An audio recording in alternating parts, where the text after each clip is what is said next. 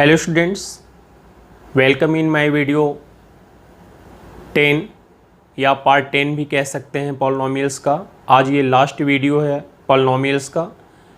इसके बाद हम आपको नेक्स्ट वीडियो से फैक्टराइजेशंस पढ़ाएंगे, वो भी अलजेब्रा का एक पार्ट है। आज की वीडियो में पॉलिनोमियल्स से रिलेटेड जितने भी क्वेश्चंस बचे हुए हैं, आज हम सब क्वेश्चंस को टच करेंगे और टॉपिक से रिलेटेड जितने क्वेश्चंस हैं वो मैं आपको सब बताऊंगा। क्वेश्चंस बताने से पहले मैं आपको फिर एक बार ये कहना चाहूँगा कि देखिए, मैथ्स जो होता है वो पूरी तरीके से कॉन्सेप्ट पे डिपेंड सब्जेक्ट होता है। इसमें कॉन्सेप्ट क्लियर होना आपका बहुत ज़रूरी होता है। मैथ सब्जेक्ट में यदि आपका कॉन्सेप्ट क्लियर है तो क्वेश्चंस कहीं से भी आए आप उसको बहुत ही आसानी से कर लेते हैं। लेकिन यदि कॉन्सेप्ट क्लियर नहीं है तो आप किसी भी टॉपिक से रिलेटेड यदि 1000 भी क्वेश्चंस को आपको करा दिया जाए तब भी आप कर नहीं पाएंगे, यदि आपको एग्जाम्स में वो क्वेश्चंस आ जाए तो। मैंने अपने 1 to 10 सभी वीडियो में आपके कॉन्सेप्ट को ही क्लियर करने का मैंने पूरा कोशिश किया। पॉलिनोमियल्स में पॉलिनोमियल्स के टॉपिक से रिलेटेड जितने भी कॉन्सेप्ट थे मैंने उसको जितना ही आसान तरीके से बताया जा सकता है मैंने उसको बताने का पूरा कोशिश किया, समझाने का मैंने उसका पूरा कोशिश किया। और उम्मीद भी करते हैं कि आपको बताए हुए टॉपिक्स समझ में आए भी होंगे। आज उन्हीं जो टॉपिक्स मैंने आपको पढ़ाया था उसी से रिलेटेड कुछ क्वेश्चंस अभी बचे हुए हैं जो आपको भी बताने हैं। आज मैं आपको क्लियर कर दूंगा और वो क्लियर करने के बाद आज से पॉलिनोमियल्स आपका क्लोज हो जाएगा। नेक्स्ट वीडियो से हम फैक्टराइजेशंस पढ़ेंगे। तो स्टूडेंट्स, आज इस वीडियो की शुरुआत करने के पहले हमने आपको एक टॉपिक्स पढ़ाया था, फैक्टर थ्योरम। फैक्टर थ्योरम को एक बार रिवाइज करेंगे, उसके बाद उस पे डिपेंड जो क्वेश्चंस हैं, उस पे डिपेंड जितने प्रकार के क्वेश्चंस आते हैं उसको हम देखेंगे। तो आइए एक बार हम रिवाइज करते हैं फैक्टर थ्योरम को, फिर उसके आधार पे जो क्वेश्चंस हैं या उससे डिपेंडेड जो क्वेश्चंस हैं उसको करने की हम कोशिश करते हैं। फैक्टर थ्योरम था हमारा कि when px is divided by gx, when px is divided by gx means दो पॉलिनोमियल्स हैं, एक px है और एक gx है। तो px को यदि gx से डिवाइड किया जाए और मान लीजिए कि उसका कोसेंट qx आता है तो उस कंडीशंस में we can write px equal to gx into qx plus r। ये डिवीजन एल्गोरिथम का जो रूल्स है, जो उसका डिवीजन एल्गोरिथम जो मैंने पढ़ा या मैंने जो पढ़ाया आपको, मैंने जो आपको पढ़ाया था डिवीजन एल्गोरिथम में, उसके अकॉर्डिंग हमने यही सीखा था कि px यदि कोई पॉलिनोमियल्स है और उसको यदि हम gx से डिवाइड करें और qx हमारा रिमाइंडर हो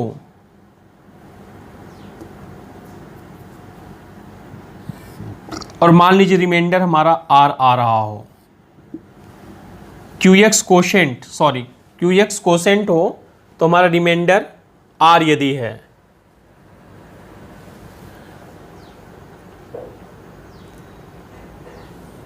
ये पॉलिनोमियल्स px है, इसको हम gx पॉलिनोमियल से डिवाइड कर रहे हैं, qx हमारा कोशेंट आया है, r हमारा रिमाइंडर है। तो उस कंडीशंस में हम उसको ऐसे लिख सकते हैं according to division algorithm. Factor theorem के अकॉर्डिंग क्या कहा जा रहा है उस चीज को समझें।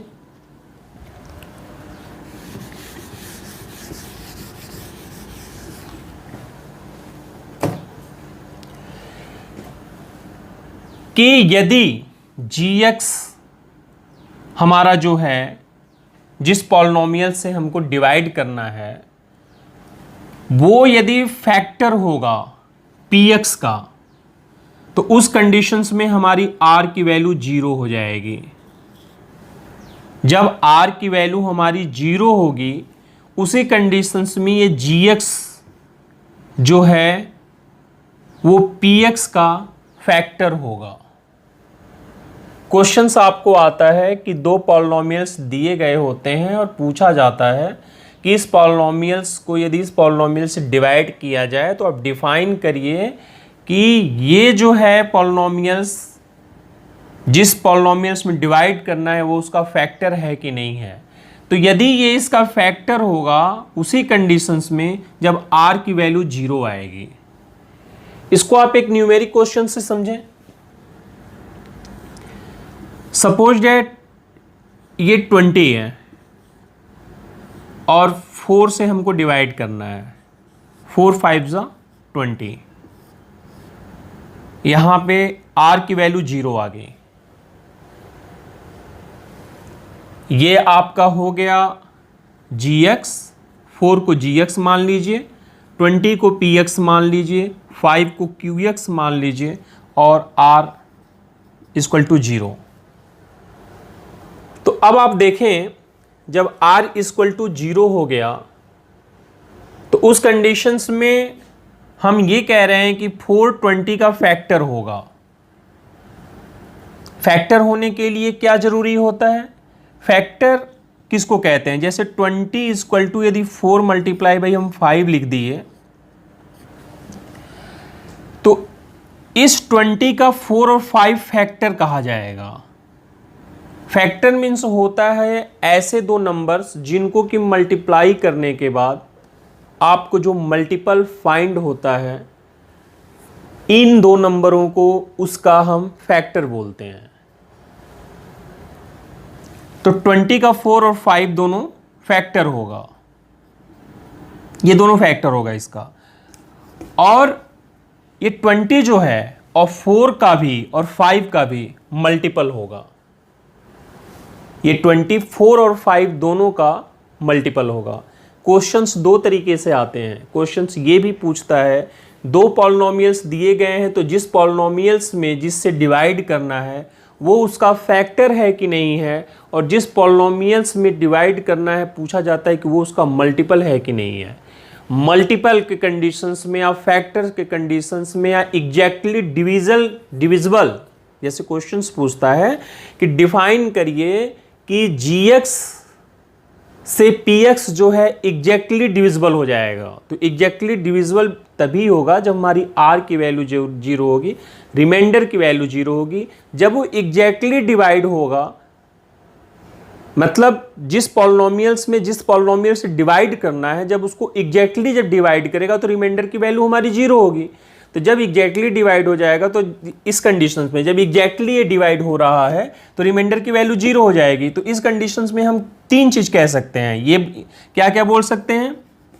जैसे मान लीजिए आपका px हो गया, ये आपका gx हो गया और ये आपका ये qx हो गया।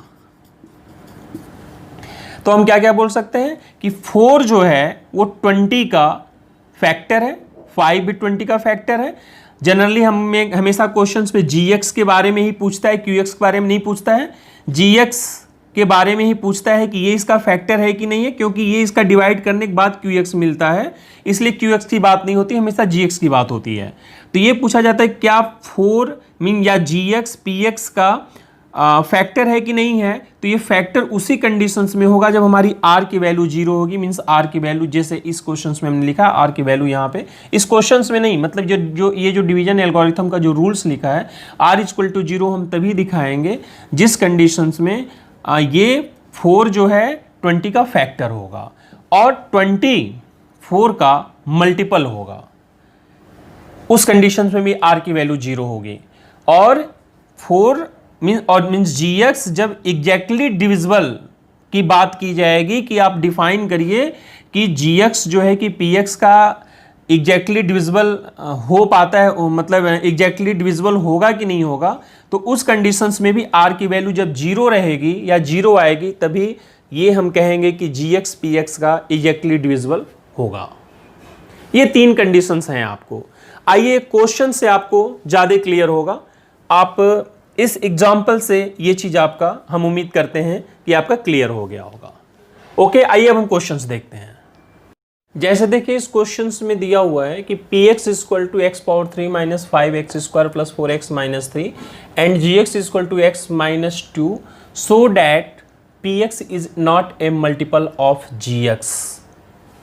अभी जो मैंने आपको समझाया उस टाइप के देखिए क्वेश्चंस आ गए। इसमें क्वेश्चंस में ये कहा जा रहा है कि आप शो करिए कि px जो है वो gx का मल्टीपल नहीं है। तो px gx का मल्टीपल कब नहीं होगा? जब हमारी r की वैल्यू जीरो नहीं आएगी। यदि हमारी r की वैल्यू जीरो आएगी तो px gx का मल्टीपल होगा। यदि r की वैल्यू जीरो आएगी तो px gx का मल्टीपल होगा। यदि r की वैल्यू हमारी जीरो नहीं आएगी तो उस कंडीशंस में हमारा जो px है वो gx का मल्टीपल नहीं होगा। इसको एक छोटे से एग्जांपल से आप समझें मैं क्या कहना चाह रहा हूं। जैसे सपोज डैट आप मान लीजिए कि 28 में 27 आप कर लीजिए। 27 में हमने 4 का डिवाइड किया, 4 6 24, यहाँ पे आ गया 3। ठीक है, तो देखिए r की वैल्यू यहाँ पे जीरो नहीं आई। इसको हम अकॉर्डिंग टू डिवीजन एल्गोरिथम क्या लिख सकते हैं? इसको डिवीजन एल्गोरिथम के अकॉर्डिंग लिखना हो तो इसको क्या लिखा जाएगा? तो ये देखिए ये gx है आपका, ये px है आपका, और ये qx है आपका, और ये आपका r है, r की वैल्यू है। तो इसको डिवीजन एल्गोरिथम के अकॉर्डिंग यदि आप पुट करेंगे तो इसको क्या लिख सकते हैं? 27 equal to 4 multiply by 6, gx multiply by qx करते हैं हम 6 और प्लस 3। इसको आप ऐसे लिख सकते हैं इसके जगह पे। तो देखिए समझिए बात को, मल्टीपल किस कंडीशंस में नहीं होगा? 27 4 और 6 का मल्टीपल नहीं होगा। इसलिए नहीं होगा कि एग्जैक्टली 4 और 6 से 27 डिवाइड नहीं होगा। 4 और 6 से एग्जैक्टली 27 डिवाइड नहीं होगा। इसलिए 4 और 6 का ये जो है, या 4 का या gx का, जिसको हम gx की केवल बात करें, ये इसका मल्टीपल नहीं होगा। इस 4 का 27 को मल्टीपल होने के लिए ज़रूरी है कि वो उसको एग्जैक्टली डिवाइड करें। जब एग्जैक्टली डिवाइड होगा उसी कंडीशंस में हम कहेंगे कि हमारा px जो है, ये जो px की वैल्यू जो है वो हमारी मल्टीपल होगी gx के। यदि ये एग्जैक्ट डिवाइड नहीं करता है तो उस कंडीशंस में कहा जाएगा कि ये इसका मल्टीपल नहीं होगा। तो जब रिमाइंडर देखिए, अब यहाँ पे देखिए रिमाइंडर की वैल्यू 3 है, तो जब रिमाइंडर की यदि कोई वैल्यू आएगी, रिमाइंडर की वैल्यू यदि जीरो होगी, रिमाइंडर की वैल्यू यदि जीरो होगी तो उस कंडीशंस में gx फैक्टर भी फैक्टर होगा px का, और उसी कंडीशंस में हमारा px जो है कि gx का मल्टीपल होगा। लेकिन यदि r की हमारी यदि कोई वैल्यू आ रही है, r की वैल्यू जीरो नहीं है, तो उस कंडीशंस में हमारा जो px है वो मल्टीपल नहीं होगा। आपको इससे ये बात हमारी समझ में आ गई होगी जो मैं कहना चाह रहा हूँ। हमारे कहने का ये सेंस है कि कोई भी नंबर दो ऐसे नंबरों से मल्टीप्लाई होने के बाद जो फाइंड होता है, जैसे 4 और 6 का मल्टीप्लाई करने के बाद यदि 24 हमको मिल रहा है तो हम 24 को बोलेंगे कि वो 4 और 6 का मल्टीपल है, और 4 और 6 जो है वो उस 24 का फैक्टर है। लेकिन यहाँ पे आप 27 का 4 और 6 को फैक्टर नहीं बोलेंगे, इसलिए कि इसमें रिमाइंडर ऐड करने के बाद ये वैल्यू हमको फाइंड हो रही है। ये एग्जैक्टली इन दोनों का डिवाइड करने के बाद ये हमको वैल्यू नहीं फाइंड हो रही है, इन दोनों का मल्टीप्लाई करने और प्लस 3 को ऐड करने के बाद 27 मिल रहा है। इसलिए 27 4 और 6 का मल्टीपल नहीं होगा, और दूसरी चीज़ 4 और 6 का मल्टीप्लाई करने के बाद हमको 27 नहीं मिल रहा है, इसलिए 27 का 4 और 6 फैक्टर नहीं होगा। That's clear. आगे बढ़ते हैं। अब हम क्वेश्चंस करेंगे। तो इस क्वेश्चंस में हमारी r की वैल्यू 0 नहीं आनी चाहिए। यदि 0 नहीं आएगी तो उसी कंडीशंस में वो उसका मल्टीपल नहीं होगा। आइए इसको सॉल्व करते हैं, देख लेते हैं। यहां पे px की वैल्यू ये दिया है, gx की वैल्यू आपकी x-2 दिया है। तो आप यहां पे लिख लेंगे गिवन px की जो वैल्यू है आप उसको यहां पे लिख लेंगे, gx की वैल्यू x-2 आप लिख लेंगे। px की वैल्यू लिख ही लीजिए आप, x power 3 minus 5x square plus 4x minus 3। यहाँ पे लेट gx इक्वल टू 0 कर दीजिए x की वैल्यू फाइंड करने के लिए। तो आप इसको लिख सकते हैं 0 इक्वल टू x-2 और x इक्वल टू 2 यहां से हो गया। अब आप इसको according to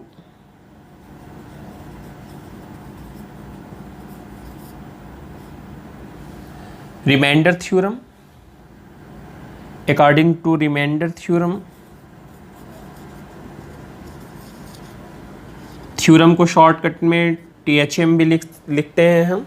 according to remainder theorem px divided by gx या x-2, px की वैल्यू चूंकि बड़ी थी तो इसलिए मैंने px का पूरा वैल्यू ना लिख करके केवल px सिंबल यहाँ पे लिख दिया, क्योंकि बात वही हुई। और divided by x-2, then remainder will be pa a की वही वैल्यू होती है जो x की होती है pa। तो p अब a के जगह पे हम क्या लिख देंगे, जो x की वैल्यू आई है 2। then we can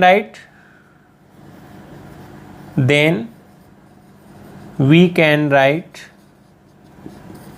हम क्या लिख सकते हैं, px जो है इस वाले, आप इसको लिख लें px equal to x power 3 minus 5x square plus 4x minus 3। अब इसकी जगह पे आप लिख सकते हैं P2, क्योंकि P2 ही आपका रिमाइंडर है। ये ध्यान दीजिएगा, ये जो P2 है यही आपका रिमाइंडर है। यहाँ पे लिखा जा रहा है रिमाइंडर, यहाँ पे आपको देखिए बताया जा रहा है कि reminder will B P2, reminder P2 होगा। और अब हम रिमाइंडर की वैल्यू यहाँ से निकाल रहे हैं, रिमाइंडर P2 होगा और उसकी वैल्यू हम यहाँ से निकाल रहे हैं। तो अब इस कंडीशंस में जहाँ x है वहाँ पे आप 2 लिख देंगे, 2 पावर 3 हो जाएगा, माइनस 5 2 पावर 2 प्लस 4, यहाँ पे 2 माइनस 3। इसको आप सॉल्व करेंगे तो 8 हो जाएगा, यहाँ पे माइनस ये 20 हो जाएगा, प्लस 8 हो जाएगा और माइनस 3 हो जाएगा। यहाँ पे इसका रिजल्ट आएगा -7। रिमाइंडर P2 की वैल्यू जो आ गई हमारी वो -7 आ गई, या इसको आप कह सकते हैं कि जो हमारी रिमाइंडर की वैल्यू आई वो हमारी -7 आ गई। हेंस Px इज, जब ये 0 आया होता तो लिखते कि Px gx का मल्टीपल है, और जब 0 नहीं आया तो लिखेंगे hence Px is not a multiple of gx, not a multiple of gx। Next questions देखते हैं। अब इस क्वेश्चंस में देखें, px equal to 2x power 3 minus 11x square minus 4x plus 5 and gx equal to 2x plus 1 so that gx is not a factor of px।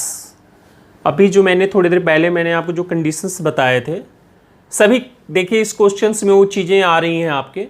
अब यहाँ पे आपको क्या बताना है कि सो that gx is not a factor of px। gx px का factor किस कंडीशंस में नहीं होगा? जब r की वैल्यू हमारी जीरो नहीं आएगी। यदि r की वैल्यू जीरो आएगी तो फैक्टर होगा, और r की वैल्यू यदि जीरो नहीं आएगी तो फैक्टर नहीं होगा। ठीक, तो इसको सॉल्व करके हम चेक कर लेते हैं कि ये हमारा फैक्टर होगा कि नहीं होगा। आइए इसको देखते हैं।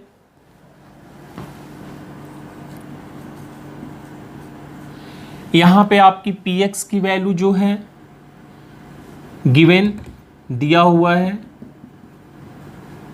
px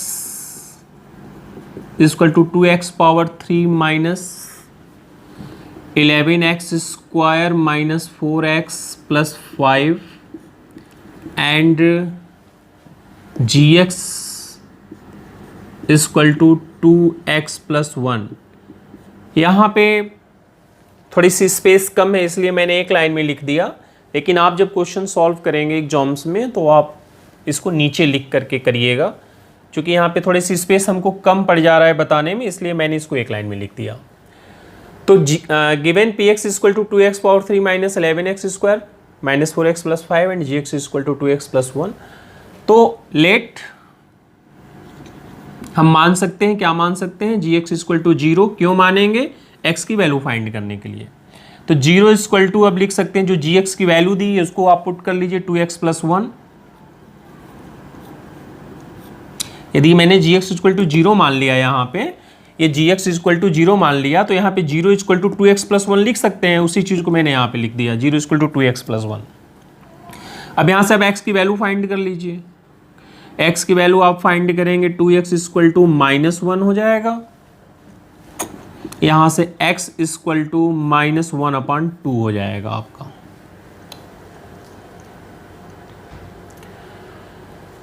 according to remainder theorem, according to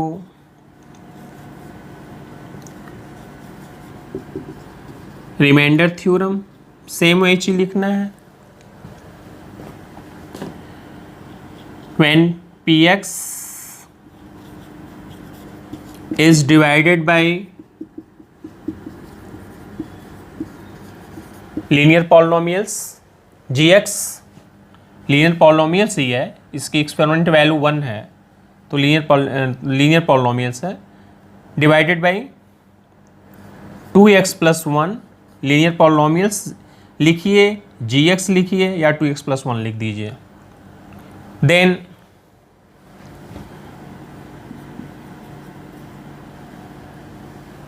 remainder will be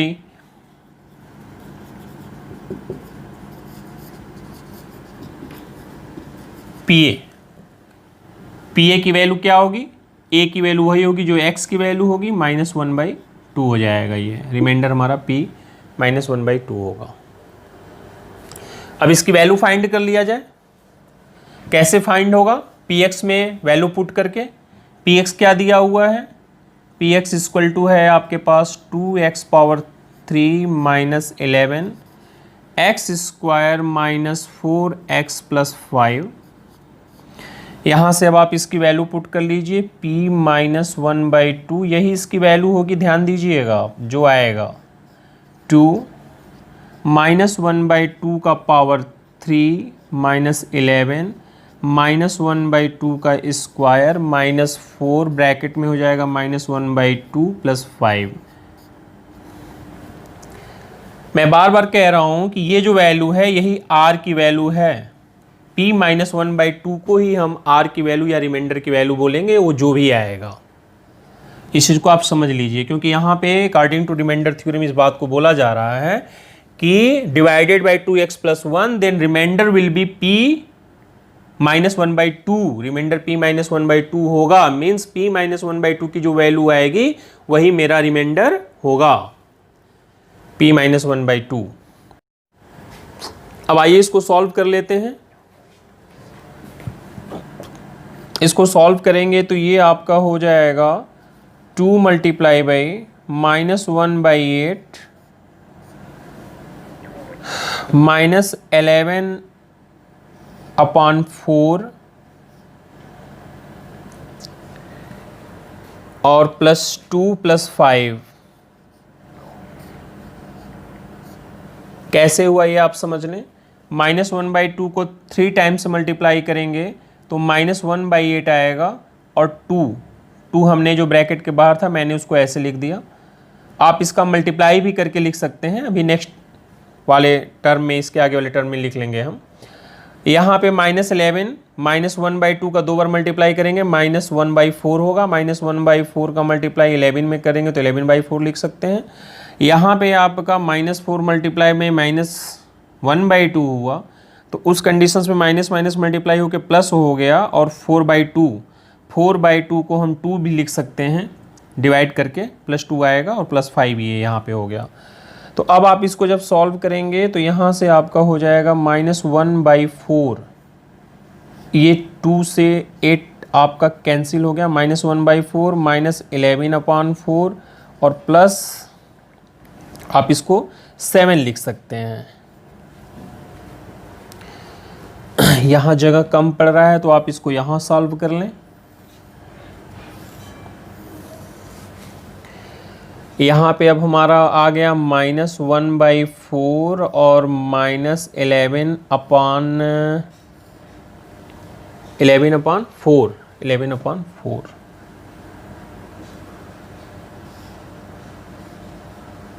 -11/4 +7, इसको अपॉन 1 लिख सकते हैं। 4 एलसीएम इसका हो जाएगा, यहाँ पे आएगा -1, यहाँ पे हो जाएगा -11, यहाँ पे हो जाएगा 28। इसकी रिजल्ट वैल्यू आएगी 16।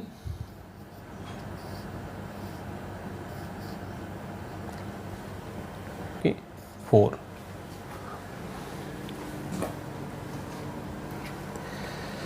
तो इस तरीके से आपने देखा, यहाँ पे जो रिमाइंडर की वैल्यू है वो हमारी 4 आ गई। इसको आप रफ पे भी सॉल्व कर सकते हैं।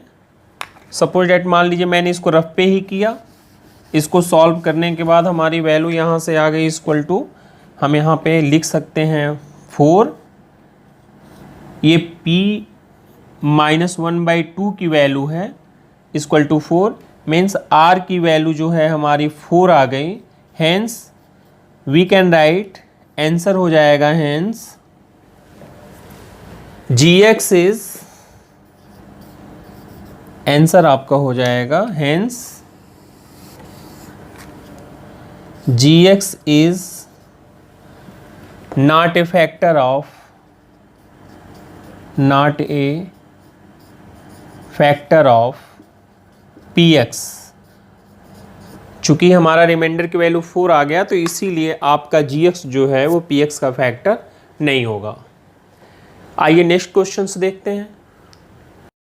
अब देखें ये नेक्स्ट क्वेश्चन है आपका, px equal to 2x cube -11x square -4x + 5 and gx equal to 2x + 1। जो इसके पहले मैंने क्वेश्चंस लिखा था मैं उसी को लिखा हुआ हूँ, मैंने तो दूसरा क्वेश्चंस नहीं लिखा।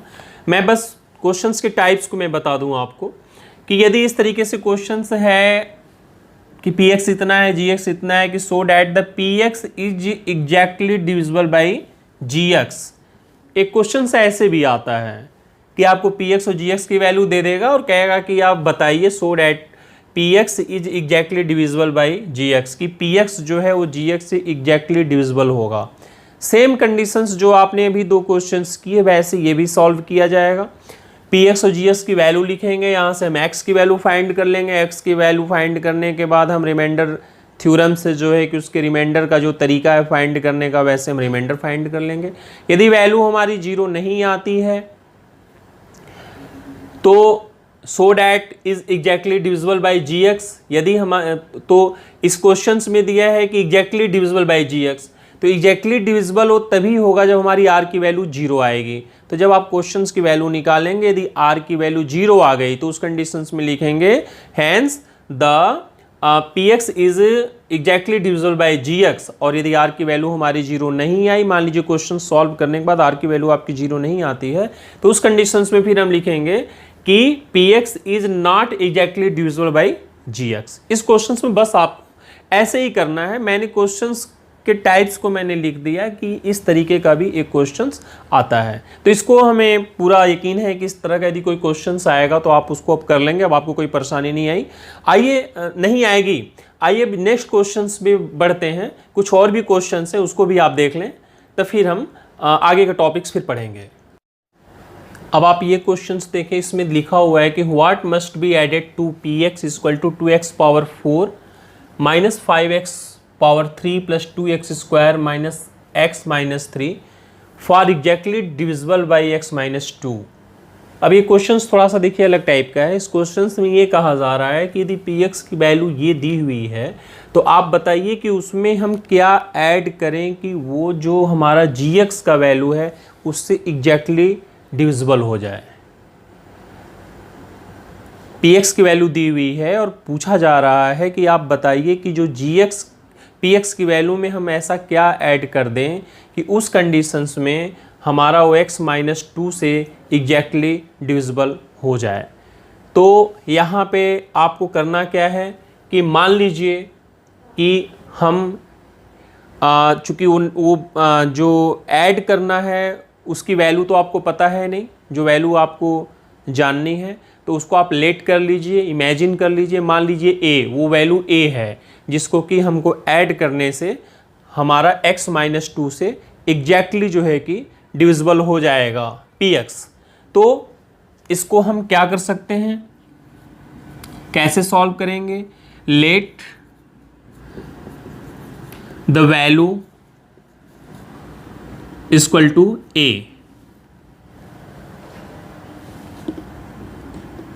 which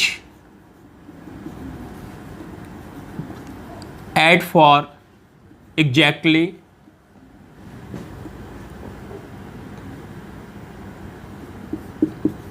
divisible। let the value equal to a which add for exactly divisible। ठीक, तो अब हम क्या लिख सकते हैं? देन px इक्वल टू, अब px की वैल्यू यहां से क्या हो जाएगी?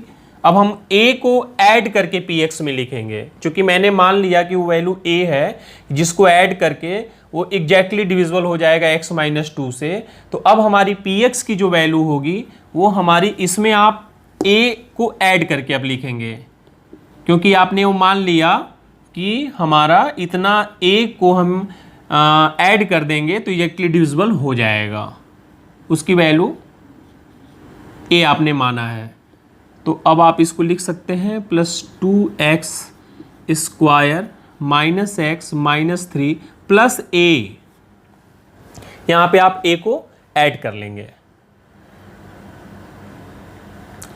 अब क्या करेंगे इसके बाद? gx की वैल्यू आपकी क्या दी हुई है? gx की वैल्यू आपकी दी हुई है x माइनस 2 और r की value 0 if conditions for exactly divisible.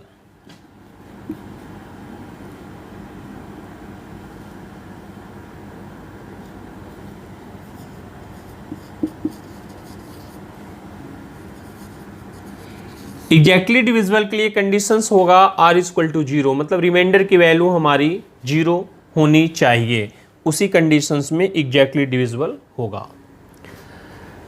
तो फिर वही करना है हमको, इसमें बहुत कुछ ज़्यादा नहीं है सॉल्यूशंस में। अब आप इसको सॉल्व कैसे करेंगे? Late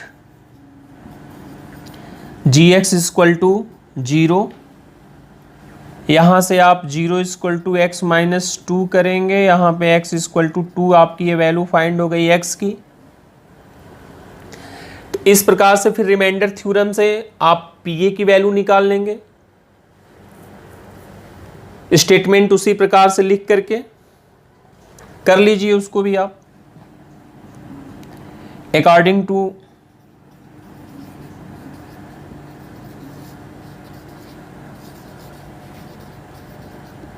reminder theorem, Px is divided by x minus 2 according to remainder theorem. Px is divided by x minus 2, then remainder will be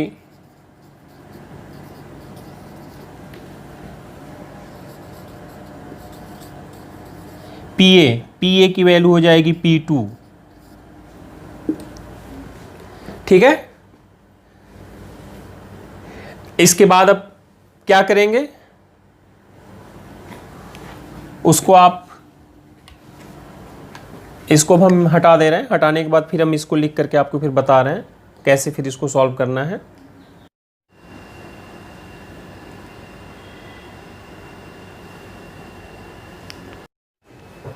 तो अब यहाँ पे देखिए, जो मैंने इस क्वेश्चंस में इसके पहले जो बताया था उसके बाद वाला जो स्टेप्स है वो ये है कि अब हम Px इक्वल टू लिख दिए 2x power 4 minus 5x power 3 plus 2x square minus x minus 3 plus वो वैल्यू जिसको ऐड करने पे ये x माइनस 2 से एग्जैक्टली डिविजिबल होगा, a की वैल्यू यहाँ पे मैंने लिख दिया।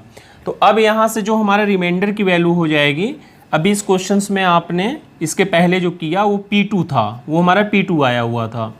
तो अब आप इसको यहाँ पे वैल्यू पुट कर लीजिए 2, यहाँ पे 2 के पावर 4 माइनस 5, 2 के पावर 3 प्लस 2 का स्क्वायर माइनस 2 माइनस 3 और प्लस a। अब ध्यान ये दीजिए कि P2 की वैल्यू को ही हम रिमाइंडर की वैल्यू बोलते हैं। जो P2 की वैल्यू है वो मेरा रिमाइंडर का वैल्यू है। तो अभी इसके पहले वाले स्टेप्स में मैंने आपको कंडीशंस बताया था कि एग्जैक्टली डिविजिबल के कंडीशंस में r की वैल्यू हमारी 0 होगी। तो उस कंडीशंस में अब ये P2 की वैल्यू जो है वो हमारी अब 0 हो जाएगी। क्यों? क्योंकि इसमें कहा जा रहा है कि एग्जैक्टली डिविजिबल होना चाहिए x माइनस 2 से डिवाइड करने के बाद। तो एग्जैक्टली डिविजिबल x माइनस 2 से करने के बाद होने के लिए कंडीशंस होगा कि r की वैल्यू हमारी 0 होगी। तो इसी को हम r की वैल्यू बोलते हैं। P2 को ही हम r की वैल्यू यहाँ इस क्वेश्चन में बोलेंगे। तो ये P2 की वैल्यू अब आपकी जो है वो 0 हो जाएगी, मीन्स r की वैल्यू जो है वो आपकी 0 हो जाएगी। इसको आपको मैं समझाने के लिए मैंने यहाँ पे लिखा, आप इसको समझने के लिए, आप ये मतलब बताने के लिए कि P2 की वैल्यू r की वैल्यू है। अब यहाँ पे r की वैल्यू हम अपना 0 लिख देंगे। तो जब आप 0 लिख देंगे तो यहाँ से अब आपको a की वैल्यू जो है वो फाइंड हो जाएगी इसको सॉल्व करने के बाद। तो इसको अब आप क्या लिख सकते हैं, 2 का 4 टाइम्स मल्टीप्लाई करेंगे तो ये हो जाएगा 2 2 जा 4, 2 जा 8, 2 जा 16, 32 माइनस इसका मल्टीप्लाई करेंगे 3 टाइम्स तो हो जाएगा -40। इसको सॉल्व करेंगे तो ये हो जाएगा आपका 2 2 जा 4 प्लस 8 -2 -3 प्लस a। अब इसको आप सॉल्व कर लें, 0 इक्वल टू यहाँ पे हो जाएगा -8, 32 -40 सॉल्व करेंगे तो +8 -2 -3 प्लस a। +8 से -8 कैंसिल हो गया, यहाँ पे हो गया -5 प्लस a इक्वल टू 0। तो यहाँ से अब आपकी a की वैल्यू जो है हमारी आ जाएगी 5। मीन्स इसको आप ऐसे भी तो लिख सकते हैं, ये -5 0 किधर जाएगा तो 5 हो जाएगा, 5 इक्वल टू a हो गया, या इसको आप a इक्वल टू 5 लिख सकते हैं। तो वो वैल्यू 5 होगी जिसको कि हम इस Px में ऐड कर देंगे तो x माइनस 2 से वो एग्जैक्टली डिविजिबल हो जाएगा या एग्जैक्टली डिवाइड हो जाएगा। द वैल्यू ऑफ, आंसर हो जाएगा the value of 5 is add in Px then exactly divisible by exactly divisible by g x by g x. Question solve हो गया। नेक्स्ट क्वेश्चंस देखते हैं।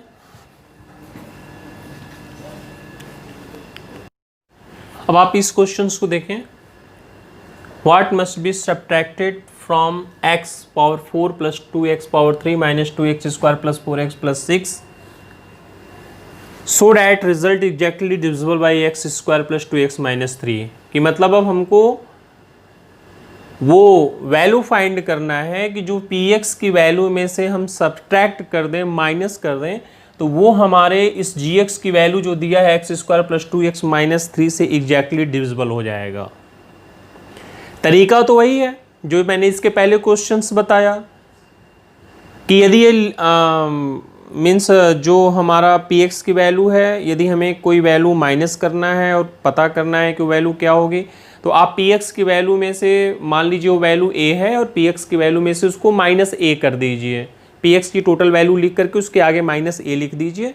फिर उसको आप as it is remainder by remainder theorem p की वैल्यू जैसे फाइंड करते हैं वैसे पी की वैल्यू पहले फाइंड कर लेंगे और पी इक्वल टू लिख करके पी की वैल्यू 0 हो जाएगी और उस तरीके से वहाँ से आपकी ए की वैल्यू फाइंड हो जाएगी और आपको पता चल जाएगा कि वो वैल्यू क्या है जिसको सब्ट्रैक्ट करने के बाद पी की वैल्यू हमको मतलब जिसको सब्ट्रैक्ट करने के बाद पी एग्जैक्टली डिविजिबल हो जाएगा दिए हुए जी से। लेकिन इस क्वेश्चन में दिक्कत ये है कि ये लीनियर पॉलिनोमियल्स नहीं है। ध्यान ये देना है कि ये लीनियर पॉलिनोमियल्स नहीं है क्योंकि इसकी डिग्री जो है इस पॉलिनोमियल्स की वो 2 हो गई और लीनियर पॉलिनोमियल्स में हमेशा एक्सपोनेंट वैल्यू 1 होता है, मैक्सिमम एक्सपोनेंट वैल्यू 1 होता है, मीन्स डिग्री उस पॉलिनोमियल्स की 1 होती है। लेकिन यहाँ पे इस क्वेश्चंस में अब आपकी ये जो डिग्री है 2 हो गई, मीन्स इस दिए हुए पॉलिनोमियल्स का एक्सपोनेंट वैल्यू मैक्सिमम 2 है। ये लीनियर पॉलिनोमियल्स नहीं है तो इस अब gx के वजह से अब इसको रिमाइंडर थ्योरम के अकॉर्डिंग क्वेश्चंस को सॉल्व करना थोड़ा सा आपके लिए ठीक नहीं होगा। वो बड़ी लॉन्ग प्रक्रिया फिर हो जाएगी, बहुत लॉन्ग क्वेश्चंस हो जाएगा उसको सॉल्व करने के लिए। फिर इसका फैक्टराइजेशन करना पड़ेगा, फिर आपको अलग अलग निकालना पड़ेगा।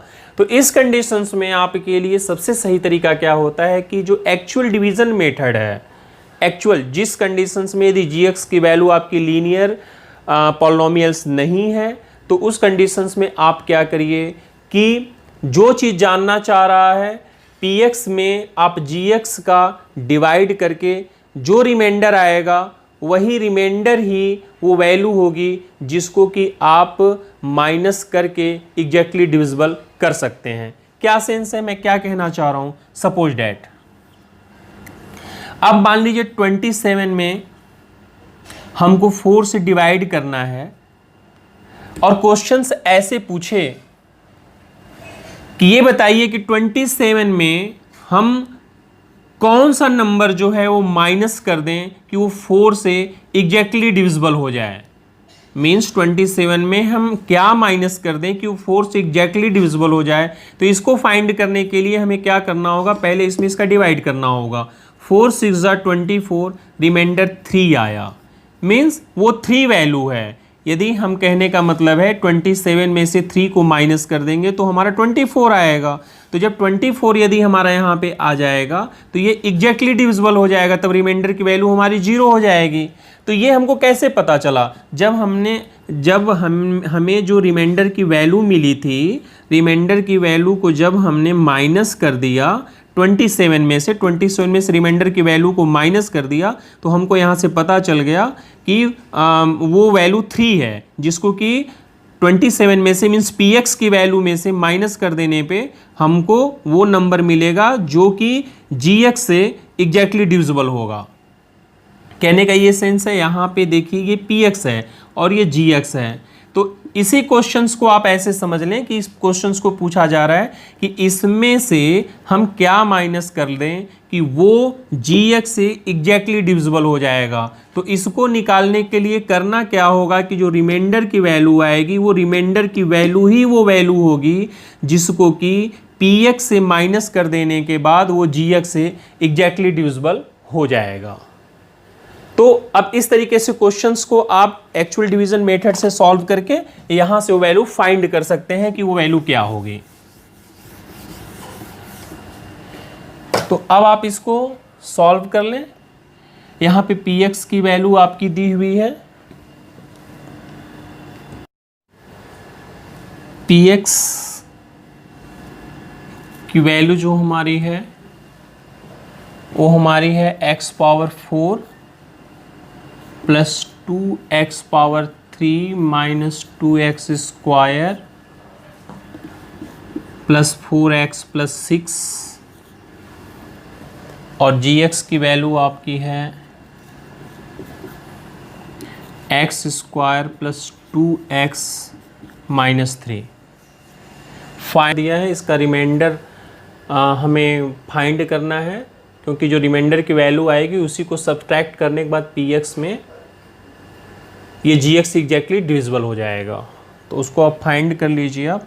तो फाइंड करने के लिए यहाँ पे आप लिख सकते हैं कि find the value of remainder, find the value of remainder equal to, आप एक्चुअल डिवीजन मेथड से इसको डिवाइड कर लीजिए, x power 4 plus 2x power 3 minus 2x square plus 4x plus 6 को डिवाइड करना है। किससे करना है? x square plus 2x minus 3 से।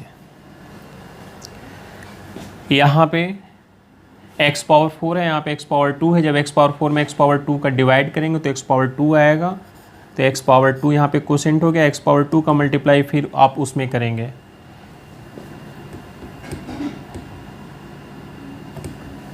डिवाइडर में, तो ये आपका हो जाएगा x पावर 4, फिर x स्क्वायर का मल्टीप्लाई करेंगे 2x स्क्वायर में, तो ये हो जाएगा प्लस 2x पावर 3, और x स्क्वायर का मल्टीप्लाई होगा तो ये हो जाएगा माइनस 3x स्क्वायर। अब यहाँ से अब इसको सॉल्व साइन चेंज कर लीजिए, sign plus minus minus plus, ये कैंसिल हो गया दोनों। अब ये आपका हो जाएगा x square plus 4x plus 6, यहाँ पे भी x स्क्वायर, यहाँ पे भी x स्क्वायर, जब डिवाइड करेंगे तो 1 आएगा, तो ये प्लस 1 हो जाएगा। तो अब इसको जब आप मल्टीप्लाई करेंगे तो ये हो जाएगा x स्क्वायर प्लस 2x और माइनस 3, यहाँ पे आप साइन चेंज कर लीजिए, माइनस माइनस प्लस, ये आपका कैंसिल हो जाएगा, यहाँ पे हो जाएगा 2x प्लस 9। यहाँ से आपकी रिमाइंडर की वैल्यू 2x प्लस 9 आ गई। हेंस इसका आंसर क्या हो जाएगा? Hence the value of 2x plus 9 is subtracted from px for exactly divisible by gx।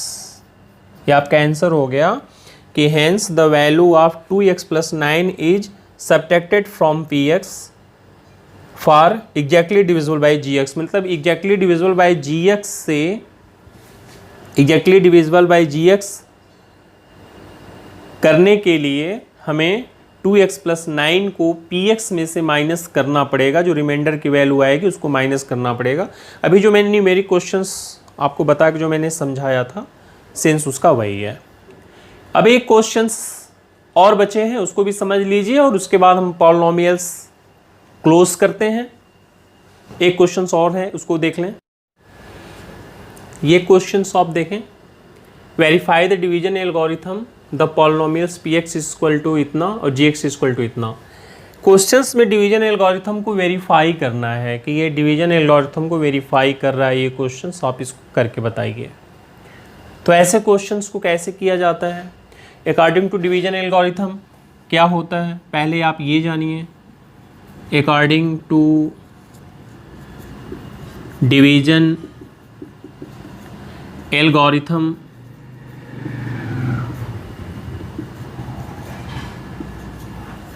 We can write या वी हैव लिख सकते हैं। Division algorithm is equal to क्या लिख सकते हैं, p x equal to g x into q x plus r. ये question आप देखें, verify the division algorithm the polynomials p x equal to इतना और जी एक्स इक्वल टू इतना। क्वेश्चंस में डिवीजन एल्गोरिथम को वेरीफाई करना है कि ये डिवीजन एल्गोरिथम को वेरीफाई कर रहा है ये क्वेश्चंस, आप इसको करके बताइए। तो ऐसे क्वेश्चंस को कैसे किया जाता है, अकॉर्डिंग टू डिवीजन एल्गोरिथम क्या होता है पहले आप ये जानिए। According to division algorithm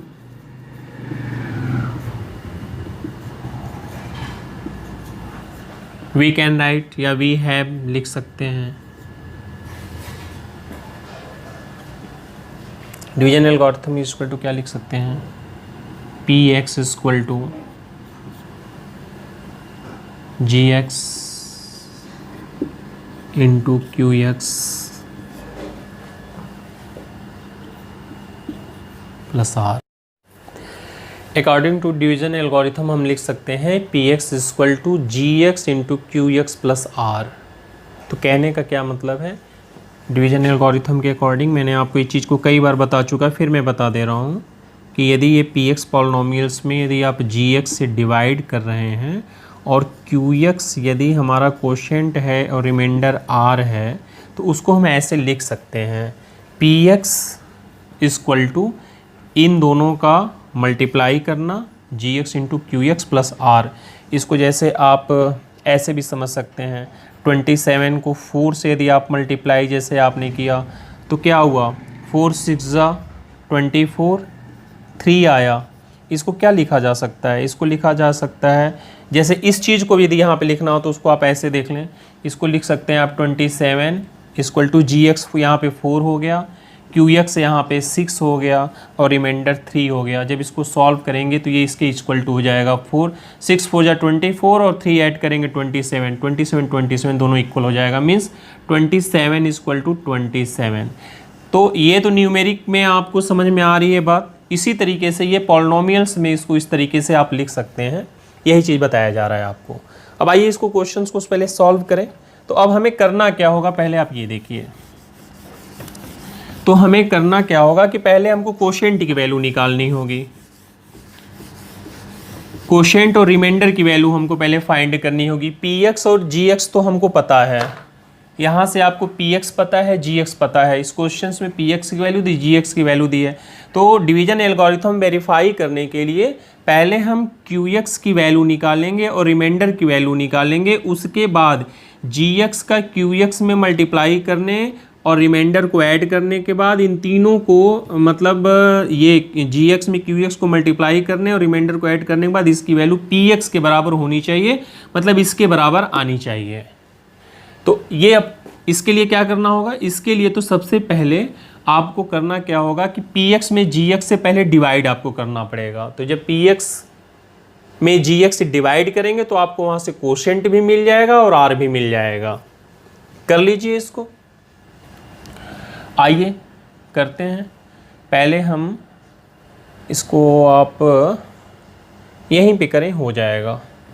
P x की वैल्यू हमारी देखिए क्या दिया हुआ है, 2x power 4 minus 6x power 3 plus 2x square minus x plus 2 दिया हुआ है। इसको हमें माइनस करना है x प्लस 2 से। यहाँ पे देखें 2x पावर 4 है, यहाँ पे x है। अब इस x को 2x पावर 4 बनाना है, तो 2x पावर 4 कैसे बनेगा ये x, ये जानने के लिए हम इसमें इसका डिवाइड कर देंगे। 2x पावर 4 में जब आप x से डिवाइड करेंगे तो ये क्या होगा, 2 x power 4 minus 1 equal to 2x power 3 आएगा यहाँ पे।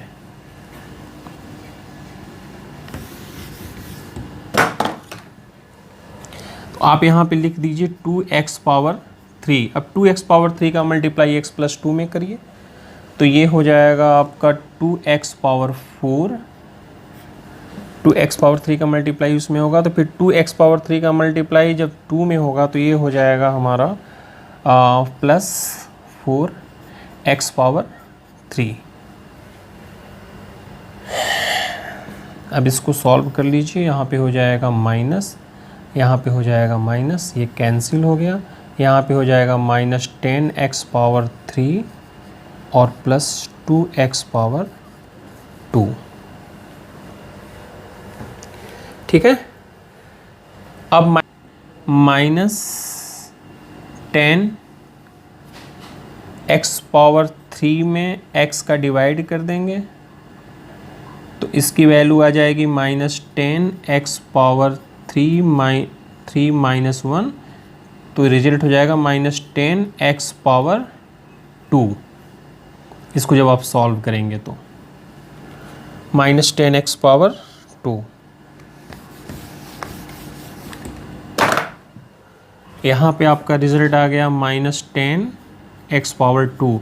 अब माइनस 10x पावर 2 का मल्टीप्लाई कर दीजिए इसमें तो ये हो जाएगा आपका माइनस 10x पावर 3 और माइनस 10x पावर 2 का इसमें मल्टीप्लाई करेंगे तो ये आपका हो जाएगा माइनस 20x स्क्वायर। अब इसको सॉल्व करें। यहाँ पे हो जाएगा प्लस, यहाँ पे हो जाएगा प्लस, ये हो जाएगा कैंसिल, यहाँ पे हो जाएगा 22x square minus x।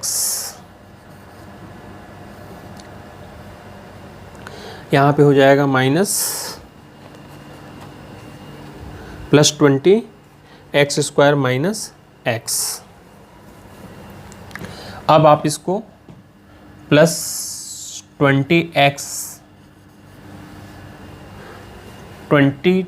Square में x का डिवाइड करेंगे 20x आएगा तो यहाँ पे अब आप लिखेंगे प्लस 20x। प्लस 20x से जब आप मल्टीप्लाई करेंगे तो ये हो जाएगा 20x square 20x square plus 44x। ये हो जाएगा माइनस, ये हो जाएगा माइनस, ये हो जाएगा कैंसिल, ये हो जाएगा माइनस 45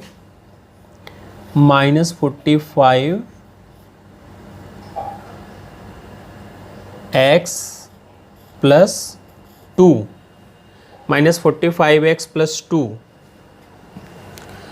तो अब माइनस 45x में यदि x से आप डिवाइड करेंगे तो यहाँ पे आ जाएगा माइनस 45।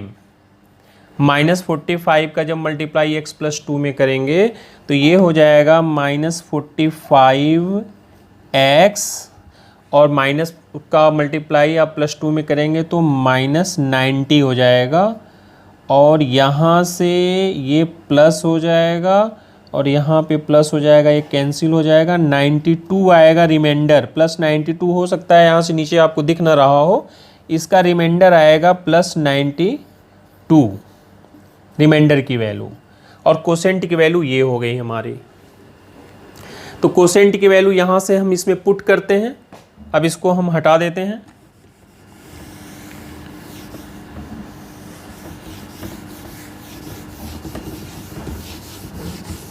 रिमाइंडर और कोसेंट की वैल्यू हम यहाँ से ले लेंगे। अब हमारी देखिए, हमको px की वैल्यू लानी है। px इक्वल टू, अब हमारा gx की वैल्यू जो है हमारी, वो हमारी है x प्लस 2। gx की वैल्यू यहाँ से x प्लस 2 भर दिया मैंने।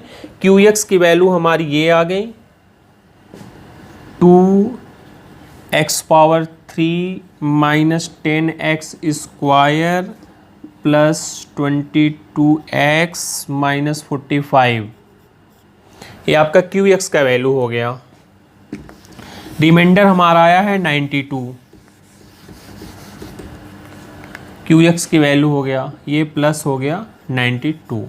अब कहने का ये मतलब है कि इन तीनों को सॉल्व करने के बाद जो मेरा QX का वैल्यू आया, जो रिमाइंडर का वैल्यू आया, जो हमारा GX का वैल्यू है, इन तीनों को सॉल्व करने के बाद यदि ये PX की वैल्यू के बराबर आ जाता है तो हमारा डिवीजन एल्गोरिथम प्रूव हो जाएगा।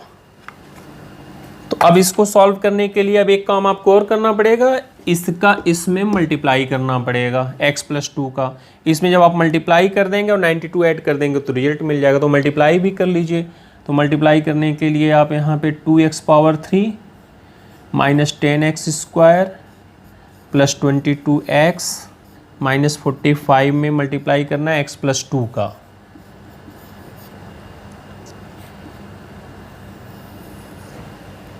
x power 4 minus 6x power 3 plus 2x square minus x आ गया माइनस 90, ये आया इसका मल्टीप्लाई करने के बाद। इसका मल्टीप्लाई करने के बाद जो आया आप उसको लिख लीजिए। इसका इस वाले टर्म का मल्टीप्लाई करने के बाद रिजल्ट हमारा क्या आ गया, 2x power 4 minus 6x power 3 plus 2x square minus x minus 90। तो हम इसको यहाँ से हटा देंगे।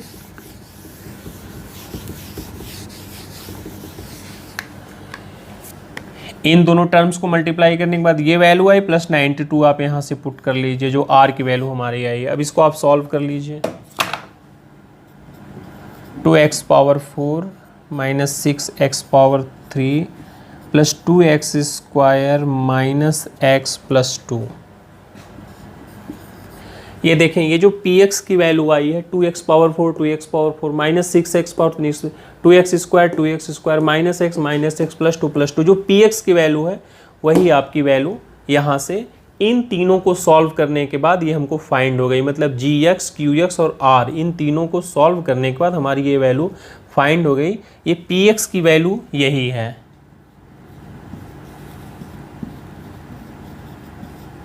तो जब ये इसके इक्वल हो गया, मतलब जो हमारी वैल्यू फाइंड हो गई ये px की वैल्यू के बराबर हो गया, जो px की वैल्यू दी उसकी इक्वल टू हो गया, तो हेंस हम लिख सकते हैं division algorithm is verify. Hence division algorithm algorithm is verified.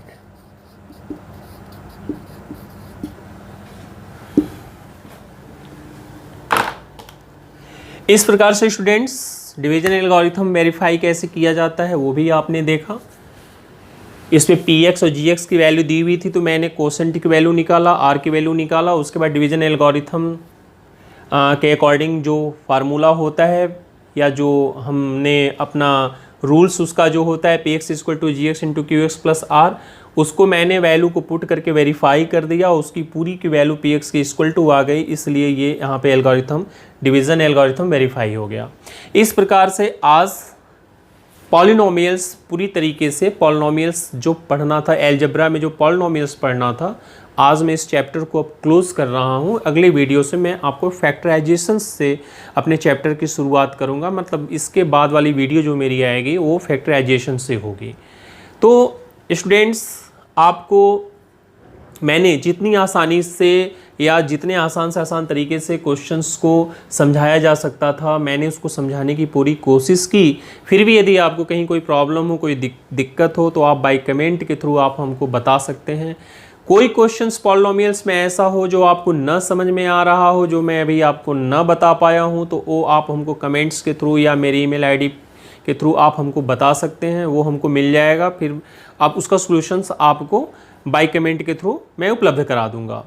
तो अब हम अगले चैप्टर से, अगले वीडियो से फैक्टराइजेशंस पढ़ेंगे।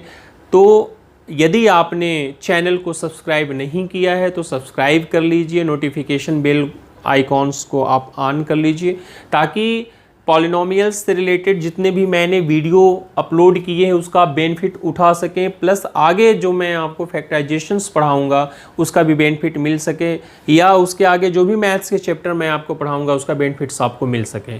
तो इस प्रकार से स्टूडेंट्स आपको बहुत बहुत धन्यवाद, थैंक यू। आपने पूरी वीडियो को देखा। तब तक के लिए बाय।